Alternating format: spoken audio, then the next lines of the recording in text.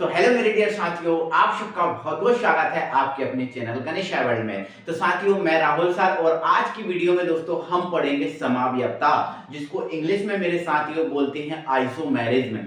जी हाँ, ये समाव्ययता important topic है। ये समाव्ययता हमें समझ में आनी चाहिए, क्या होती है, कहाँ क्या बनता है, कैसे बनता है, सारा कुछ चीजें हमें समझ में आनी चाहिए। हमारे लिए ये बहुत इंपॉर्टेंट है, एग्जाम के पॉइंट ऑफ व्यू से, कंपटीशन के पॉइंट ऑफ व्यू से, बोर्ड एग्जाम हो चाहे आपका लोकल एग्जाम हो, हर एक पॉइंट ऑफ व्यू से इंपॉर्टेंट है, हमें ये टॉपिक बनना चाहिए। तो आइए दोस्तों, वीडियो को स्टार्ट करते हैं और अच्छे से समझते हैं। लेकिन मेरे भाई, आपको शुरू से लेकर अंत तक आपको वीडियो में बने रहना है, तभी जाके ये टॉपिक बहुत अच्छे से क्लियर आपके हो जाएगा और कभी आप इसको नहीं भूल पाओगे। तो आइए डियर साथियों, जो है ना, वीडियो को स्टार्ट करते हैं। तो मेरे साथियों, सबसे पहले ये जो समाव्ययता शब्द लिखा हुआ है, इस समाव्ययता शब्द का मतलब क्या है इसको जान लेते हैं। तो मेरे डियर साथियों, जो दिख रहा है आपको शब्द समाव्ययता, क्या दिख रहा है? शब्द समाव्ययता। इस समाव्ययता शब्द का मेरे डियर साथियों मतलब होता है अणु सूत्र समान। अणु सूत्र क्या होता है? समान। इस समाव्ययता शब्द का बेटा क्या होता है? मतलब अणु सूत्र समान, मतलब ऐसे यौगिक जिनके अणु सूत्र समान होते हैं वो आपके यौगिक समावयवी यौगिक कहलाते हैं। ठीक है ना? आप यहाँ देखो, यहाँ पर आप देखो अणु सूत्र का मतलब क्या होता है। जैसे बेटा ये यौगिक है, एक यौगिक है, मैंने जिसका अणु सूत्र लिख दिया, जिसका अणु सूत्र मैंने बेटा लिख दिया C4H10, है ना? अणु सूत्र का मतलब, अणु सूत्र का मतलब जानते हो, आपने फर्स्ट चैप्टर में पढ़ा होगा, है ना?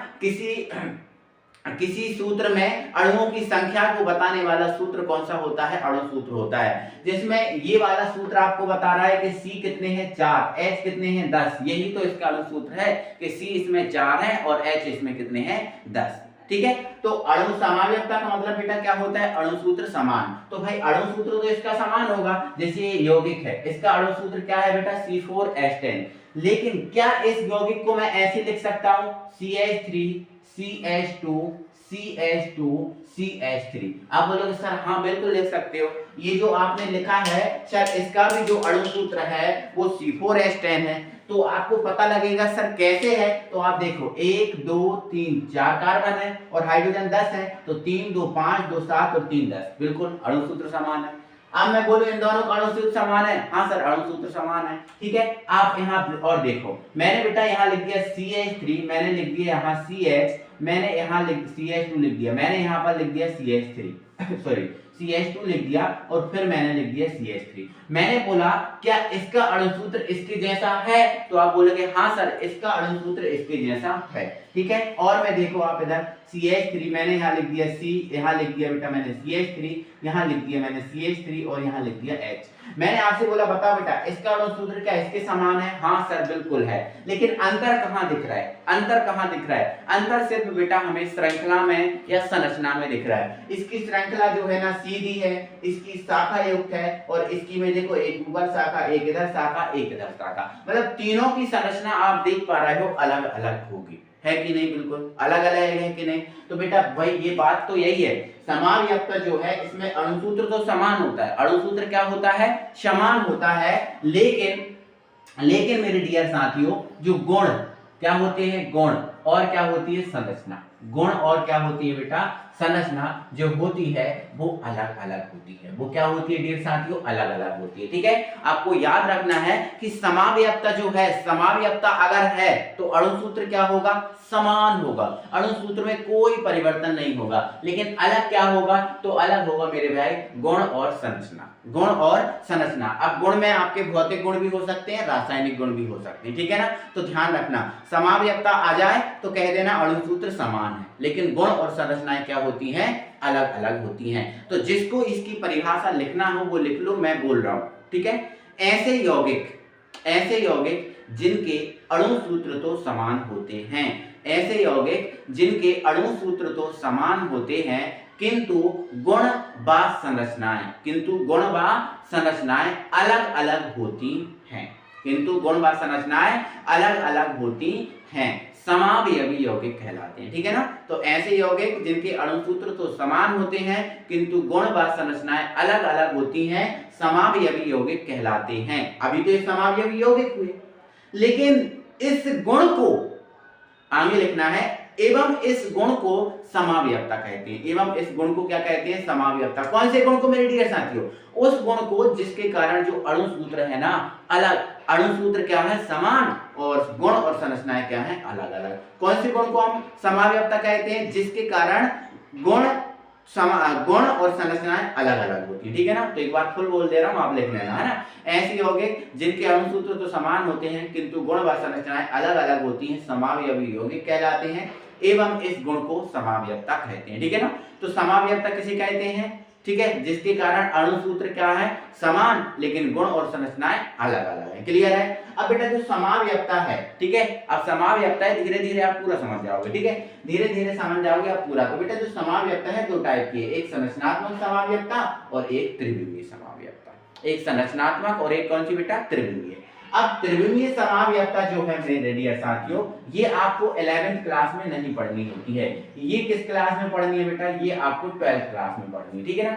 11th क्लास में बेटा आपको कौन सी समावयवता पढ़नी है? केवल संरचनात्मक समावयवता। तो मेरे डियर साथियों जो संरचनात्मक समावयवता है हमें 6 टाइप की पढ़नी है। पहली कौन सी है? श्रृंखला समावयवता। श्रृंखला समावयवता। ठीक है, अब दूसरी समावयवता है स्थिति, तीसरी है क्रियात्मक, चौथी है बलय, और पांचवी है आपकी मध्यावयवता, और चौथी क्या है? चलावयवता। तो ये टोटल मिला के आपको 6 समावयवता इस 11th क्लास में पढ़नी है। तो एक एक करके हम पढ़ेंगे, एक एक करके हम समझेंगे, कोई टेंशन नहीं है, हम आपको परिभाषा बताते जाएंगे, आप अपनी कॉपी में लिखते जाना। ठीक है ना? चलो तो सुनो, तो पहली हेडिंग मेरे डियर साथियों आपको क्या डालनी है? श्रृंखला समावयवता। कौन समावयवता मेरे डियर साथियों? श्रृंखला समावयवता। तो ये मैंने हेडिंग बना दी है भाई, आप लोग भी बना लें, श्रृंखला समावयवता। श्रृंखला समावयवता। अब यहाँ पर इस चीज को बहुत अच्छे ध्यान से समझो, यहाँ पर समझो इस चीज को। देखो मेरे डियर साथियों, समावयवता का मतलब क्या होता है बेटा? समावयवता का मतलब होता है बेटा अणु सूत्र समान। अणु सूत्र क्या होता है? समान। समावयवता का मतलब क्या है? अणु सूत्र समान। लेकिन बेटा ये कौन सी समावयवता है? श्रृंखला समावयवता है। तो सर अणु सूत्र तो समान है, लेकिन दिक्कत कहां है? प्रॉब्लम कहां है? तो बेटा जो प्रॉब्लम है वो कहां पर है? श्रृंखला में। कहां पर है? श्रृंखला में। किसमें है प्रॉब्लम बेटा? श्रृंखला में। अणु सूत्र तो इसका क्या होगा? समान, लेकिन प्रॉब्लम कहां होगी? श्रृंखला में होगी। ठीक है, कैसे सर? आओ समझाते हैं। तो जैसे मेरे भाई, मेरा इसका एग्जांपल है C4H10। अभी जो मैंने लिया था उसको ही देखो, C4H10 के कौन सी समावयवी देख रहा है बेटा? श्रृंखला समावयवी। श्रृंखला समावयवी। तो आप देखो, है ना, इसका अणु सूत्र क्या है बेटा? C4 है और H कितने हैं? 10, है ना? तो इसमें अगर हम इसके श्रृंखला समावयवी बना रहे हैं तो दिक्कत कहां बतानी है आपको? श्रृंखला में। बाकी अणु सूत्र क्या होना चाहिए? समान। तो देखो मैंने जो C4H10 है, 4 कार्बन है, मैंने पहले चारों कार्बन को सीधे ऐसे जोड़ दिया। तो जैसे जैसे ही मैं अगर इसको सीधे जोड़ूंगा तो इसकी सीधी श्रृंखला बनेगी, बनेगी कि नहीं? और इसको बैलेंस कर दिया तो इसको 3H, इसको 2H, इसको 2H और इसको कितने H दिए? 3। तो ये मैंने जो कार्बन है मैंने सीधी श्रृंखला में जोड़ दिए। तो यहाँ पर ये जो श्रृंखला बनी है वो क्या है? सीधी। और कार्बन कितने हैं? 4। हाइड्रोजन क्या है? 10 है। इन दोनों का अणु सूत्र क्या है? समान। तो मैंने इसका पहला समावयवी ऐसे बना दिया। अब दूसरा समावयवी मैंने क्या किया बेटा? CH3, मैंने यहाँ जोड़ दिया CH2, मैंने यहाँ से इसको मोड़ दिया, यहाँ से मैंने इसको मोड़ दिया और ऐसे बना दिया। इसके भी देखो अणु सूत्र समान है, इसका C कितने हैं? 4, H कितने हैं? 10। तो इन तीनों के अणु सूत्र समान है, लेकिन दिक्कत कहां है? श्रृंखला में। इसमें बेटा सीधी श्रृंखला है, इसमें श्रृंखला मुड़ गई। और अगर आपको और भी बनाना है तो देखो ऐसे बना सकते हो। ठीक है, और इसकी श्रृंखला को बदल सकते हो, है ना? देखो आप, मैंने बदल दिया। तो आप इनमें देखो, इनमें क्या दिक्कत दिख रही है? श्रृंखला में दिक्कत दिख रही है। बाकी अणु सूत्र इसका क्या है बेटा? समान दिख रहा होगा आपको, दिख रहा है कि नहीं? ठीक है, तो श्रृंखला समावयवता बेटा यही है, जब अणु सूत्र समान हो लेकिन श्रृंखला में क्या हो? दिक्कत हो। श्रृंखला में क्या हो? प्रॉब्लम हो। तो श्रृंखला समावयवता। तो जिसको इसकी परिभाषा लिखना है वो लिख लेना। इस प्रकार की समावयवता यौगिक में तब उत्पन्न होती है, इस प्रकार की समावयवता यौगिक में तब उत्पन्न होती है जब यौगिक के अणु सूत्र तो समान होते हैं। जब यौगिक के अणु सूत्र तो समान होते हैं किंतु श्रृंखला अलग अलग होती है। श्रृंखला क्या होती है, अलग अलग, कोई सीधी श्रृंखला होती है, कोई शाखा युक्त होती है ना, कोई डबल शाखा युक्त होती है, बस श्रृंखला में दिक्कत रहेगी, बाकी अणु सूत्र क्या रहेगा डियर साथियों, समान होगा। क्लियर है, आप समझ गए। अब आपको एक एग्जांपल हम आपको दे रहे हैं घर से, वो आपको करना है। तो आपको बेटा C6H14 की श्रृंखला समावयवी बनाना है। किसके बनाना है, C6H14 के श्रृंखला समावयवी बनाना है। जैसे मैंने बनाया ना, ऐसे आपको इसके बनाना है। ये दूसरा एग्जांपल आपके लिए हो गया, ठीक है ना बेटा। अब अगला हम पढ़ते हैं और अगली समावयवता को देखते हैं, ठीक है। तो अगली समावयवता आप इसको नोट करते जाना, अच्छे से समझते जाना, ठीक है। अगली समावयवता को हम देखते हैं और दूसरी समावयवता है बेटा हमारी, कौन सी समावयवता, श्रृंखला हो गई है, दूसरी है स्थिति समावयवता, ठीक है ना। तो हमने यहाँ पर दूसरी हेडिंग बना दी है मेरे डियर साथियों, स्थिति समावयवता। कौन समावयवता, स्थिति समावयवता। सर ये क्या होती है, तो आओ आपको समझा देते हैं। समावयवता है तो अणुसूत्र तो समान होगा, अणुसूत्र क्या होगा, समान होगा। लेकिन ये स्थिति है, तो स्थिति किसकी देखनी है, तो मेरे डियर साथियों स्थिति हमें देखना है क्रियात्मक समूह की, ठीक है, क्रियात्मक समूह, है ना। तो हमें प्रॉब्लम कहां दिखेगी, क्रियात्मक समूह की स्थिति में क्या दिखेगी भाई, प्रॉब्लम दिखेगी। क्या दिखेगी, प्रॉब्लम। बाकी अणुसूत्र क्या मिलेगा, समान मिलेगा, क्योंकि समावयवता है तो अणुसूत्र तो समान होना है, ठीक है। अब यहाँ देखो मेरे डियर साथियों, मैंने यहाँ पर बेटा, यहाँ पर मैंने जैसे लिख दिया C4, ठीक है, और H9, C4H9 और मैंने लिख दिया ये OH, C4H9OH लिख दिया, ठीक है। कि कौन सी समावयवी देख रहा हूं बेटा, मैं क्रियात्मक समावयवी, सॉरी स्थिति समावयवी देख रहा हूं। तो मैंने एग्जांपल C4H9OH के स्थिति समावयवी देख रहा हूं, ठीक है, स्थिति समावयवी। तो किसमें दिक्कत देखनी है, क्रियात्मक समूह की स्थिति में। क्रियात्मक समूह की किसमें देखना है, स्थिति में। देखो इधर मैं इसको क्या ऐसे लिख सकता हूं मेरे डियर साथियों, CH2 सिंगल बॉन्ड OH। देखो C कितने हैं बेटा, 4। अब इनको जो H है इसको भी मैं इधर ही कर दे रहा हूँ, H10 कर दे रहा हूँ, ठीक है। C कितने हैं बेटा, 4, 1 2 3 4 है। H कितने, 10, 3 2 5 2 7 और 2 9 और 1 10, ठीक है। O कितना है, 1। क्या मैं इसको ऐसे लिख सकता हूँ, बिल्कुल सर लिख सकते हो बेटा। इसमें जो क्रियात्मक समूह है, ये जो दिख रहा है क्रियात्मक समूह क्या है, OH। इसमें क्रियात्मक समूह बेटा इस कार्बन से जुड़ा है, और क्रियात्मक समूह जिस कार्बन से जुड़ा होता है वो पहला कार्बन, ये दूसरा, ये तीसरा और ये चौथा। तो इसमें क्रियात्मक समूह कौन से कार्बन से जुड़ा है डियर साथियों, पहले कार्बन से जुड़ा है ना, ठीक है। अब मैं यहाँ देखो CH3 मैंने लिख दिया CH, मैंने यहाँ पर लिख दिया CH2 और मैंने यहाँ लिख दिया CH3 और यहाँ पर मैंने OH जोड़ दिया। तो क्रियात्मक समूह कहाँ जुड़ा है बेटा, इस कार्बन से। अब इसकी काउंटिंग कहाँ से होगी, यहाँ से 1 2 3 4। आप देखो यहाँ पर इन दोनों को देखो, इसमें भी 4 कार्बन 10 हाइड्रोजन और 1 ऑक्सीजन, इसमें भी 4 कार्बन 10 हाइड्रोजन और 1 ऑक्सीजन। तो बताओ इन तीनों के अणुसूत्र क्या है, समान है। बोलो अणुसूत्र क्या है इन तीनों के, समान। लेकिन दिक्कत कहाँ है, तो दिक्कत सर इतनी सी है कि इसमें जो क्रियात्मक समूह है वो पहले कार्बन से जुड़ा है और इसमें क्रियात्मक समूह है वो दूसरे कार्बन से जुड़ा है। केवल क्रियात्मक समूह की स्थिति में प्रॉब्लम है सर, बाकी अणुसूत्र तो इसका क्या है, समान। बिल्कुल मेरे डियर साथियों, जब क्रियात्मक समूह की स्थिति में दिक्कत होती है, अणुसूत्र समान होता है, तो इस प्रकार की समावयवता क्या होती है, आपकी स्थिति समावयवता। तो आप इसकी थ्योरी लिखोगे, क्या लिखोगे, तो इस प्रकार की समावयवता यौगिक में तब उत्पन्न होती है जब यौगिक के अणुसूत्र तो समान होते हैं, किंतु क्रियात्मक समूह भिन्न भिन्न स्थितियों में जुड़ा होता है। क्रियात्मक समूह भिन्न भिन्न स्थितियों में जुड़ा होता है। यहाँ पर क्रियात्मक समूह पहले कार्बन से जुड़ा, यहाँ पर क्रियात्मक समूह दूसरे कार्बन से जुड़ा। बस क्रियात्मक समूह की स्थिति में दिक्कत है, बाकी अणुसूत्र इसका क्या है डियर साथियों, समान है। बोलो आए समझ में बात। अब आपको घर से किसके करके लाना है, तो मेरे डियर साथियों घर से आपको किसके करके लाना है, तो घर से मेरे डियर साथियों आपको करके लाना है C6H13Cl के, इसके आपको स्थिति समावयवी बनाना है। तो बस यहाँ पर जो क्रियात्मक समूह Cl है इसकी स्थिति में परिवर्तन कर देना, इसकी स्थिति समावयवी बन जाएंगे कि नहीं, ठीक है। तो ये हमारा स्थिति समावयवी खत्म हुआ। ये इसको, ये A वाला है और ये कौन सा है, B वाला। बेटा, ठीक है। ये आपका एग्जाम्पल हो गया। दूसरा एग्जाम्पल ये आपको करना है, ठीक है ना। चलो अब है बेटा हमारा कौन सा समाव्यक्ता, क्रियात्मक समाव्यक्ता। कौन सी समाव्यक्ता डियर साथियों, क्रियात्मक समाव्यक्ता, ठीक है।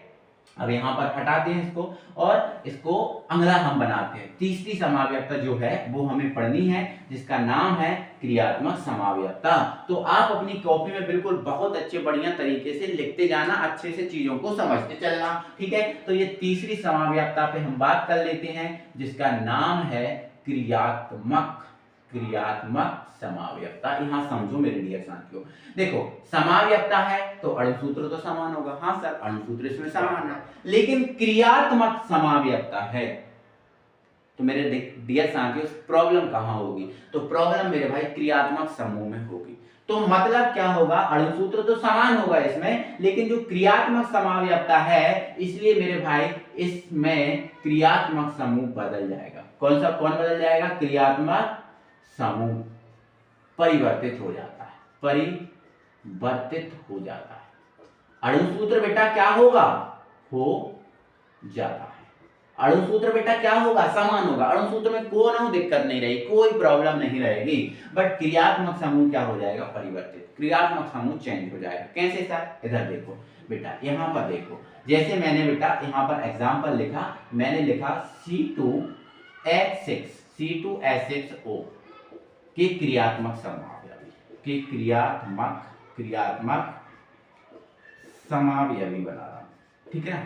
C2H6O के बेटा मैं क्या बना रहा हूं, क्रियात्मक समावयवी बना रहा हूं। यहां देखना ध्यान से, तो बेटा पहले क्या मैं इसको ऐसे लिख सकता हूं, CH3 single bond O single bond CH3, बोलो लिख सकता हूं। तो आप बोलोगे हाँ सर इसको आप लिख सकते हो। तो आप बताइए बेटा इसमें क्रियात्मक समूह कौन है, O। क्रियात्मक समूह कौन है, O, और O को हम क्या बोलते हैं डियर साथियों, ईथर बोलते हैं। क्या बोलते हैं, ईथर बोलते हैं। दूसरा क्या बेटा मैं इसको ऐसे लिख सकता हूं बेटा, C2H5 और OH, बोलो लिख सकता हूं। तो आप बोलोगे हाँ सर ऐसे भी लिख सकते हो। तो बेटा आप इसमें देखो, इसमें क्रियात्मक समूह कौन है, OH, और OH को हम क्या बोलते हैं, एल्कोहल। क्या बोलते हैं, एल्कोहल बोलते हैं। तो आप मुझे ये बताइए ना, क्या इसमें क्रियात्मक समूह नहीं बदला, आप बोलो क्रियात्मक समूह नहीं बदला। इसमें क्रियात्मक समूह क्या था, ईथर है, इसमें क्रियात्मक समूह क्या बन गया, एल्कोहल बन गया।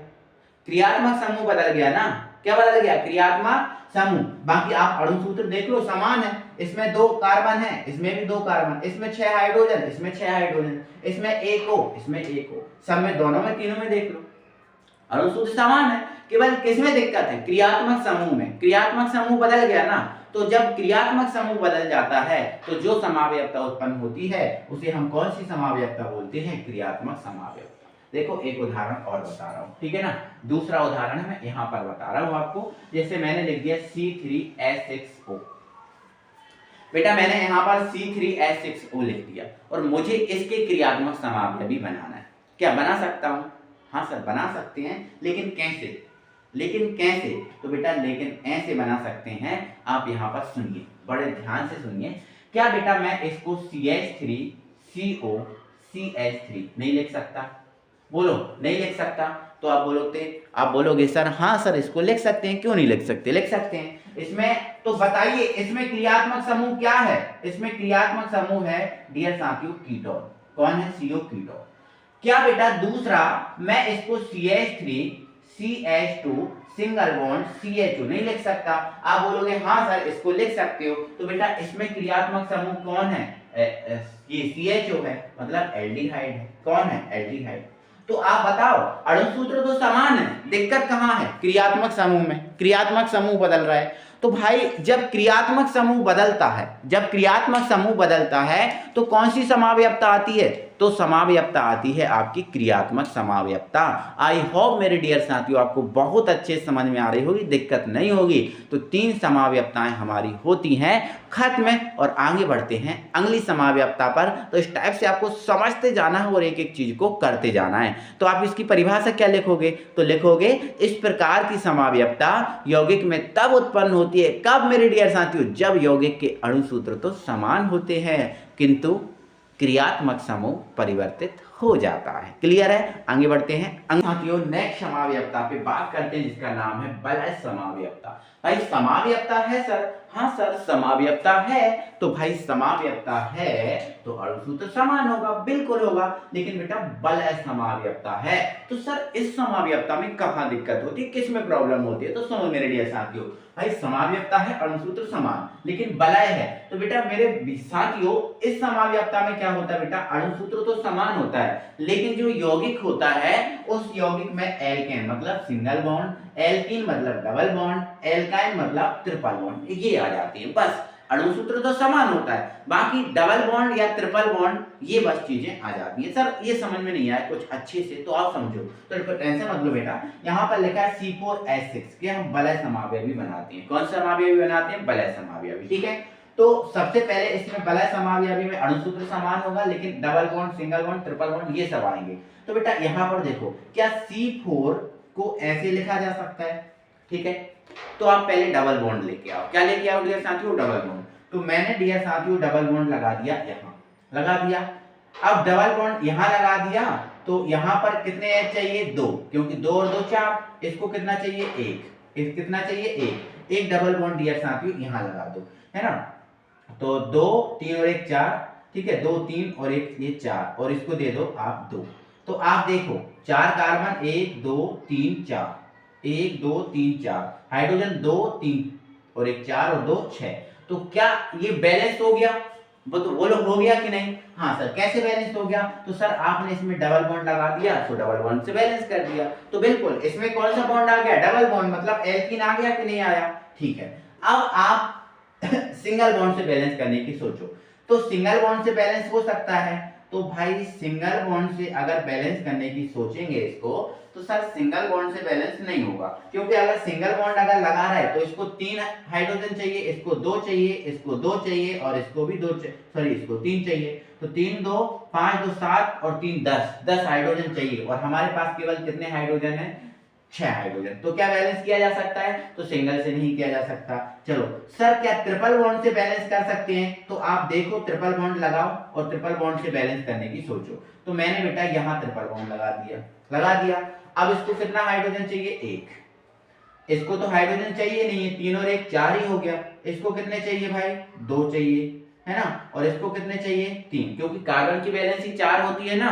ठीक है, तो क्या इसको ट्रिपल बॉन्ड से बैलेंस किया जा सकता है? हाँ देखो आप बैलेंस हो गया, 1 2 3 4 कार्बन है, 3 2 5 और 1 6 हाइड्रोजन, बिल्कुल ये हो गया। तो इसमें देखो क्या आ गया? एल्काइन आ गया, ट्रिपल बॉन्ड आ गया मतलब एल्काइन आ गया, है ना। इसमें एल्केन नहीं आ सकता। ठीक है, तो देखो अणुसूत्र देखो समान है लेकिन इसमें क्या आ गया था? डबल बॉन्ड आ गया था। क्या आ गया था? Double bond. और इसमें कौन सा बॉन्ड आ गया? Triple bond. बस इतना ही अंतर है, अणुसूत्र तो समान होंगे लेकिन क्या आ जाएगा? कभी डबल बॉन्ड आ जाएगा, कभी ट्रिपल बॉन्ड आ जाएगा, कभी सिंगल बॉन्ड आ जाएगा। तो सर सिंगल बॉन्ड कैसे आएगा? आओ दिखाते हैं। तो देखो अब वो तो एरोज के ऊपर डिपेंड करेगा। जैसे मान के चलो दूसरा एग्जांपल है हमारे पास C3H6 के वलय समावयवी बना रहे हैं हम। कौन सा समावयवी बना रहे हैं बेटा? वलय समावयवी। तो देखो सिंगल बॉन्ड कैसे आ सकता है? तो 1 2 3 ऐसे अगर इसको जोड़ दें तो इसको 3 हाइड्रोजन चाहिए, इसको 2 चाहिए, इसको 3 चाहिए। तो भाई ऐसे में तो नहीं, इसको ऐसे तो नहीं बना सकते सिंगल बॉन्ड में, लेकिन इसको ऐसे बना सकते हैं सिंगल बॉन्ड में, ऐसे। देखो आप देखो, ये देखो बैलेंस हो गया सब। इसकी वैलेंसी 4 हो गई, 2 हाइड्रोजन द्वारा 2 बॉन्ड द्वारा, इसकी 2 बॉन्ड द्वारा 2 हाइड्रोजन, सब बैलेंस है। हाँ तो देखो ये सिंगल बॉन्ड से बैलेंस हो गया, लेकिन सिंगल बॉन्ड से बंद श्रृंखला में बैलेंस हुआ। सीधी श्रृंखला में अगर ओपन श्रृंखला खुली श्रृंखला बना दें तो सिंगल बॉन्ड से बैलेंस नहीं हो सकता। तो इसमें सिंगल बॉन्ड आ गया, ठीक है। आप इसको डबल बॉन्ड से बैलेंस करने की सोचो, तो ये 3 हाइड्रोजन, ठीक है। यहां पर बेटा मैंने डबल बॉन्ड लगा दिया। अब डबल बॉन्ड लगा दिया तो इसको कितने हाइड्रोजन चाहिए? 2। इसको कितना चाहिए? 1। और इसको कितना चाहिए? 3। हो गया, देखो 3 और 1 4, नो 2 और 1 3 और 3 6 और 3 हाइड्रोजन। ट्रिपल बॉन्ड से इसको बैलेंस नहीं किया जा सकता बेटा, ट्रिपल बॉन्ड से इसको बैलेंस नहीं किया जा सकता। मतलब इसमें एल्केन आया और एल्कीन आया, सिंगल बॉन्ड आया और क्या आया, डबल बॉन्ड। तो बस यही है कि इस प्रकार की समावयवता तभी उत्पन्न होगी जब यौगिक के अणुसूत्र तो समान होंगे, लेकिन यौगिक में एल्केन आ जाएगा, एल्कीन आ जाएगा या एल्काइन, मतलब सिंगल बॉन्ड, कभी डबल बॉन्ड और कभी ट्रिपल बॉन्ड, बस ये आ जाएंगे, अणुसूत्र बाकी इनके क्या रहेंगे, समान होंगे। ठीक है, तो ध्यान रखना बल समावयवता में ये होता है। ठीक है ना। अगली समावयवता देखते हैं जिसका नाम है चलावयवता। किस क्या है बेटा, चलावयवता। अब यहाँ देखो चलावयवता है, कौन सी समावयवता है बेटा, चलावयवता। तो आप ध्यान से समझिएगा चलावयवता को, चलावयवता। ठीक है ना। देखो इधर तो मैंने हेडिंग डाल दी है बेटा, 5वीं हेडिंग है और जिसका नाम है चलावयवता, चलावयवता। तो मेरे डियर साथियों चलावयवता है, समावयवता तो है लेकिन कौन सी है, चलावयवता। अब समावयवता है तो अणुसूत्र तो समान होगा, अणुसूत्र तो क्या होगा, समान, लेकिन किसमें दिक्कत होगी, तो बेटा इसमें दिक्कत ये है कि एक यौगिक दूसरे यौगिक में बदल जाता है, एक यौगिक दूसरे यौगिक में बदल जाता है, बदल जाता है। बेटा इसमें अणुसूत्र क्या रहेगा, समान रहेगा, लेकिन एक यौगिक किसमें बदल जाएगा, दूसरे यौगिक में। एग्जांपल से आप समझोगे। यहाँ पर देखो आप, मैंने यहाँ पर लिख दिया बेटा C2H5Cn लिख दिया। क्या मैं इसको देखो इसको मैंने जब C2H5Cn लिखा तो बेटा ये क्या है, एथिल, और ये क्या है, साइनाइड। तो ये आपका क्या हो गया बेटा, एथिल साइनाइड। क्या हो गया, एथिल साइनाइड, एथिल साइनाइड।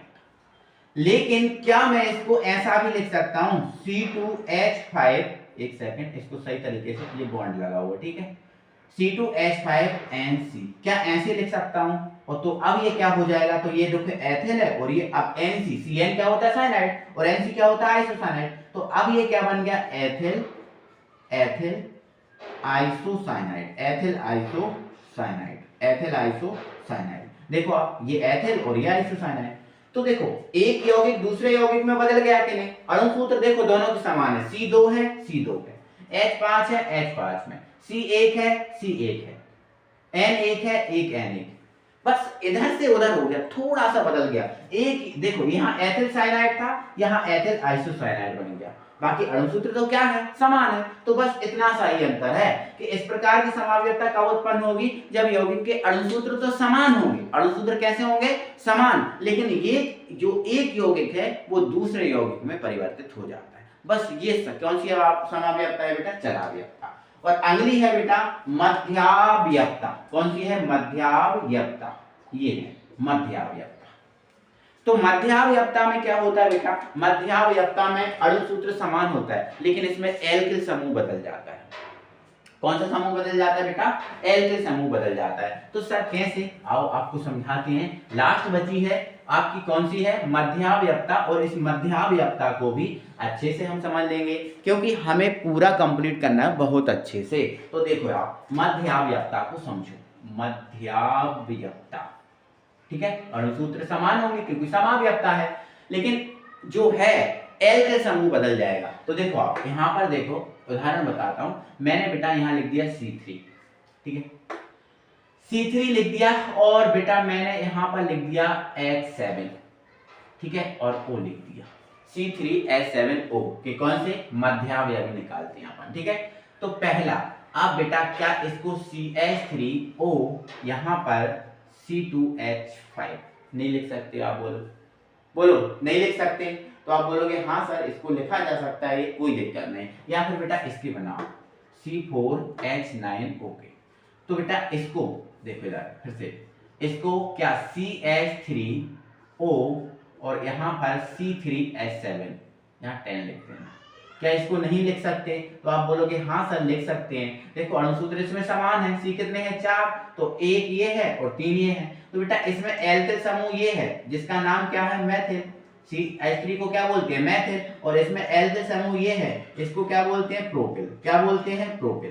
तो यहाँ पर एल्किल समूह मेथिल और क्या है, प्रोपिल है। लेकिन क्या बेटा इसको ऐसा भी लिखा जा सकता है C2H5O और यहाँ पर C2H5, बोलो हो सकता है, बिल्कुल। इसमें देखो बेटा एल्किल समूह क्या है, C2H5, C2H5 को क्या बोलते हैं, एथिल, और इसको भी क्या बोलते हैं, एथिल बोलते हैं। क्या बोलते हैं, एथिल। तो देखो एथिल समूह बदल गया, सॉरी एल्किल समूह बदल गया। देखो एथिल, मेथिल, प्रोपिल ये एल्किल में आते हैं ना, तो यहाँ पर एल्किल समूह बदला, बाकी अणु सूत्र क्या होगा, समान होगा। तो बस इतना ही दिक्कत है कि भाई अणु सूत्र तो समान होगा, अणु सूत्र क्या होगा, समान होगा, लेकिन इसमें क्या होगा, एल्किल समूह बदल जाएगा। तो आप यही लिखोगे, इस प्रकार की समावयवता यौगिक में तब उत्पन्न होती है जब यौगिक के अणु सूत्र तो समान होते हैं किंतु एल्किल समूह परिवर्तित हो जाता है, जैसे इसमें हो गया। समझे बेटा, बिल्कुल ऐसा ही आपको करना है, ठीक है। और आई होप आपको पूरी समावयवता कंप्लीटली समझ में आ गई होगी। मैंने आपको पूरा कंप्लीटली समझा दिया है, समावयवता नाम का जो टॉपिक उठाया था पूरा कंप्लीट समझा दिया है, आपको बहुत अच्छे समझ में आया होगा। वीडियो को तो ज़्यादा से ज़्यादा लाइक करेंगे, अपने फ्रेंड सर्कल में वीडियो को शेयर करके, है ना, हमारा सपोर्ट करेंगे। मिलते हैं अगले वीडियो में, थैंक यू।